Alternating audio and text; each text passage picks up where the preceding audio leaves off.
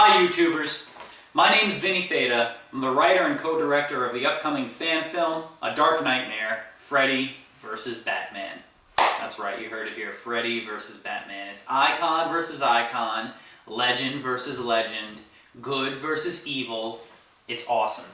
What we're going to do tonight is I'm just going to do a quick review on 3 different Freddy Krueger masks that we considered using for the film before ultimately coming up with Mr. Krueger's final look.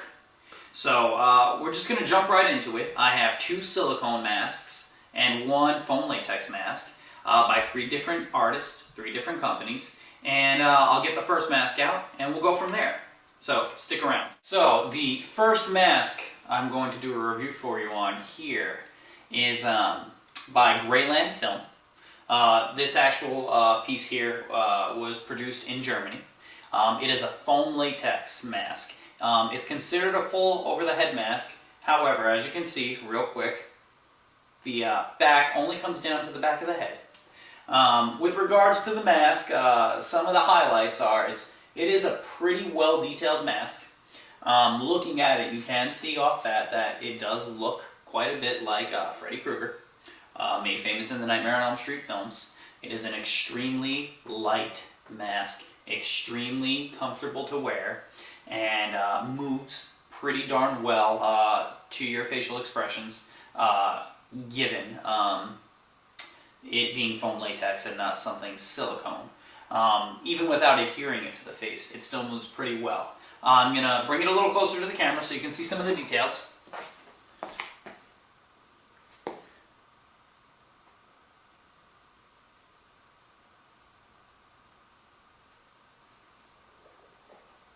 Back there you got the Greyland Films stamp on the back of the head. Alright. Now the next thing I want to do is I'm going to throw this mask on and let you take a look at how well it moves, the fluidity, and we'll go from there. Okay, so now I am wearing the Greyland Films foam latex Freddy Krueger mask. The movement is pretty decent. It's pretty comfortable. It breathes very well. Get some facial expression, so you smile, it smiles. You grimace, it grimaces. The lips sometimes get in the way, something to adjust. Ultimately, it looks enough like Freddy. On close-up shots, it did very well for us. However, ultimately couldn't be used as the only mask in the film, because as you can see, not enough coverage in the back, too loose up front, hard to get tucked in. You'd have to do a turtleneck style Elm Street sweater. Also, just ultimately was not the look we decided to go with for Freddy. But still a very cool mask at this price point, not silicone, so not uber expensive. Probably about $125 on eBay or so. You can pick one of these up. Or you could message me at the end of the video and pick this one up. We'll have it professionally cleaned, and you can pick it up super cheap.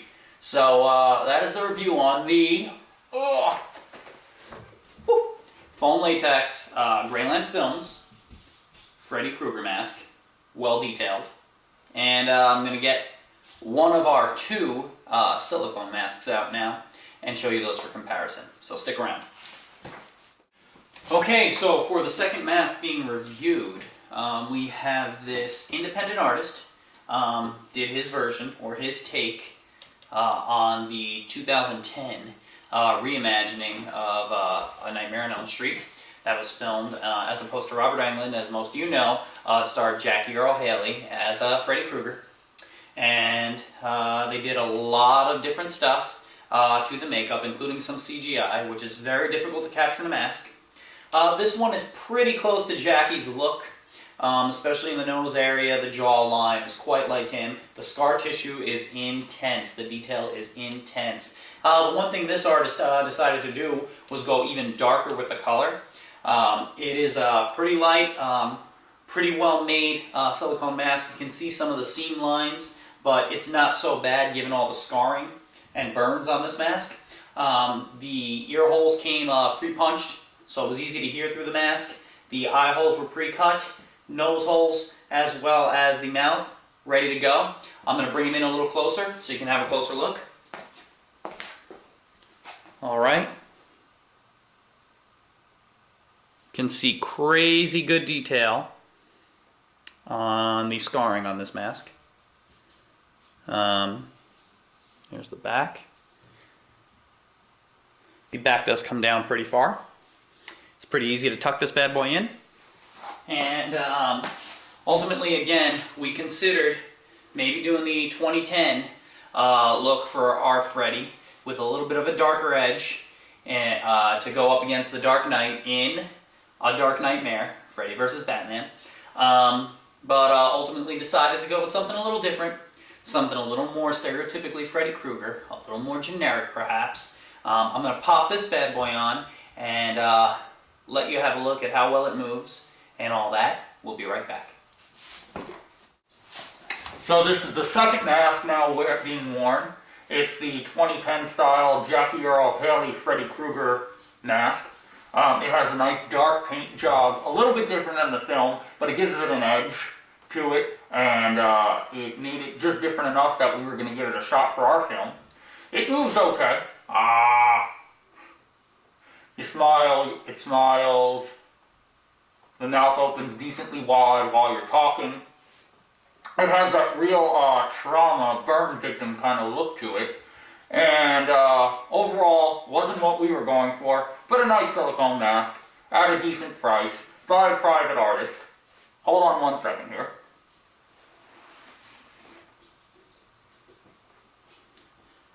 We're willing to give this one away at a decent price also, because again, wasn't able to be used in the film. So if you're interested in a Jackie Earl Haley style Freddy Krueger mask at a great price that you're never going to be able to pick up at a Halloween store or anything like that, message me at the bottom or leave a comment. And we're going to get on to the last mask I'm going to review, another silicone mask, a little bit different style than this one. So stick around. Okay, so the final piece that I'm going to do a review for here is also silicone. It's a pretty generic Freddy Krueger mask. It's made by an upstart silicone mask company called Slabworks. And they've got some really great masks out right now at pretty affordable prices, around the $300, $350 range for a lot of their masks, which is a hard price point to meet in the silicone world, as most of the masks start around $500. This one looks pretty similar, I'd say, to masks like the Incubus mask, for those of you who are familiar with that, or even, I would say, Extra Toasty, or Toasty, by CFX Masks, those masks start, again, in the $500 price range. This one came to me. It is one of the first masks the company ever made, one of the first molds. So they were very upstart when this one came out. And I had it shipped paint-free, and had a very good friend of mine, C4, Christopher Santiago, who did some work on the special effects for the film, paint this one up for me with silicone-based paints, which eventually, with a lot of the wear from the actor, because this is the mask we used most for the film, before deciding to scratch it and go with a different look, a lot of wear started to happen and rub off on the paint, which actually makes this mask look even cooler, in my opinion. I'm going to bring the mask a little closer, you can see the great details. Alright? Again, very flexible, very comfortable, very soft silicone mask. Unmistakably Freddy Krueger. Ear holes were pre-punched. Mask comes way down in the back, way down in the front, easily tuckable. The ears look great. The lines, the wrinkles, there's a lot of detail around the eyes where they were cut. Pre-cut mouth, pre-cut nostrils. The mouth, as you see here, had a little damage during some filming and was fixed back up with silicone, a very sturdy silicone, and patched from the inside. And actually now looks even cooler when the mask's being worn. Looks like he's got some grossness coming out of the mouth. Very cool. What can I say about this mask? It's very heavy, very thick pull of silicone, which is great in the industry. Furthermore, it's pretty large. I don't have the smallest head, I don't have the biggest head. I have a mostly average head, here to here, kind of smaller towards the front and bottom of my jaw. I would swim in this one. So I would wear a ski cap or a scully under this one. If you have a pretty large head and have had difficulty with masks in the past, this is a great mask for you. If you've never owned a silicone mask and you want a silicone Freddy that moves with your face, this is a phenomenal mask for you to get in the door. I would give it away at a low price, and it's a very cool mask. Again, not going to find this one at your local Halloween shop. Could probably win quite a few costume contests. I'm going to throw this on, and you will see just how well it moves. And if you check out the trailer, Trash Talk Promo, A Dark Nightmare Movie, Freddy vs. Batman, here on YouTube, here on our channel, you will see this mask in action.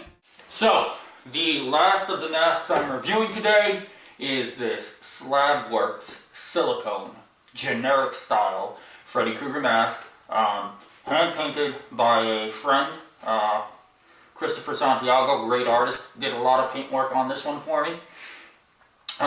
Pretty comfortable to wear. Like I said earlier, a large mask. I have a ski cap on underneath this one. It moves, unlike any mask that you're going to find in any Halloween store. And we use, there's the throat movement. We use this mask as the generic. We were going to use it and go with the design. Freddy Krueger mask for our film, The Dark Nightmare Movie, Freddy vs. Batman. And we then changed our mind and scrapped it and went with a new look completely. You'll have to see the film to see what it is. But it's a great mask, comfortable enough, fleshy enough. The longer you wear it, the more comfortable it gets. I'm going to pull it off. I'm going to pull it off real quick. See how far down it goes.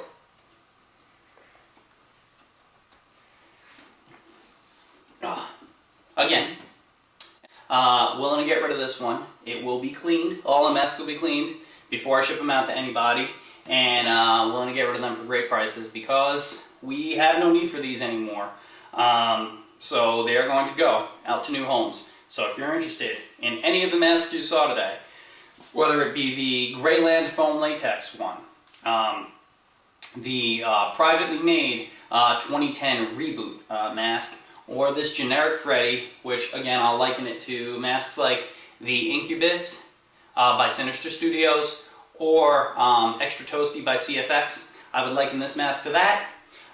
If you're interested in any of them, just message me.